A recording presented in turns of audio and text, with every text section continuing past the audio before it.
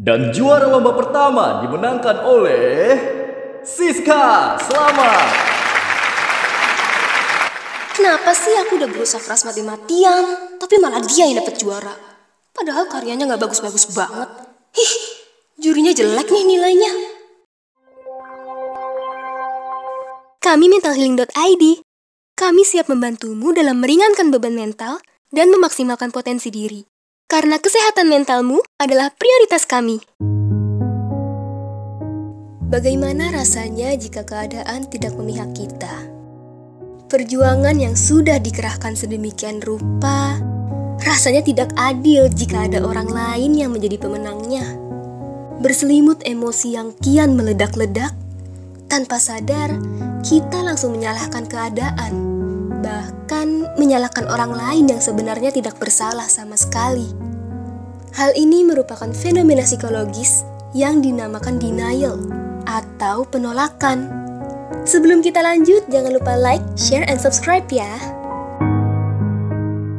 Konsep denial didalami oleh Sigmund Freud dalam teori psikoanalisanya dan merupakan bagian dari salah satu mekanisme pertahanan atau defense mechanism yang tentunya ada pada diri manusia. Denial diartikan sebagai kebiasaan menolak masalah dengan mengatakan bahwa masalah itu tidak terjadi pada dirinya. Denial terjadi karena adanya ketidaknyamanan pada diri saat berada pada suatu keadaan tertentu yang dianggap mengancam atau tidak menyenangkan. Pada keadaan atau kondisi tersebut, individu kemudian mencari kenyamanan dengan berpaling dari masalah yang terjadi. Individu menjadi tidak jujur atas adanya masalah yang menimpanya. Individu tersebut terus menolak, berusaha memalingkan diri dari masalah atau ancaman yang ada. Seringnya dengan memutarbalikkan apa yang sebenarnya sedang terjadi. Daripada mencoba memahami masalah yang ada, orang yang denial lebih memilih untuk mengikuti insting terbaik mereka.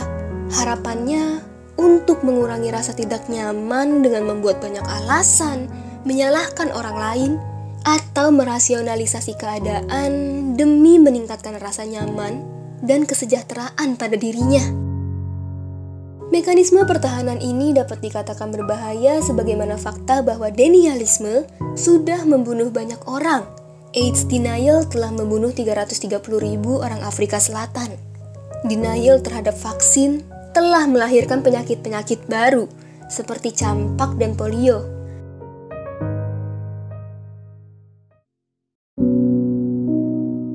Meskipun begitu, ada beberapa usaha yang dapat dilakukan agar orang yang denial atau deniers dapat mengurangi dan lepas dari kebiasaan ini. Yang pertama, menyadari masalah atau ancaman yang ada. Buka pikiran dan persiapkan mental untuk menyadari dan menghadapi masalah yang ada. Deniers harus meyakini bahwa seberapa menyakitkan atau beratnya masalah yang dialami, semuanya dapat diselesaikan, dapat dilalui, dan tentunya diyakini bahwa masalah itu dapat menjadi pengalaman yang berarti bagi dirinya. Yang kedua, membedah masalah yang ada. Coba untuk tidak berpaling atau membuat-buat alasan tentang masalah yang terjadi. Saat diri sudah berani untuk menghadapi masalahnya, cobalah untuk analisis dan evaluasi diri. Juga analisis dan evaluasi masalahnya. Cara ini dapat dilakukan sendirian dengan menulis pada jurnal maupun dapat dilakukan dengan orang lain dengan cara berdiskusi atas masalah yang terjadi.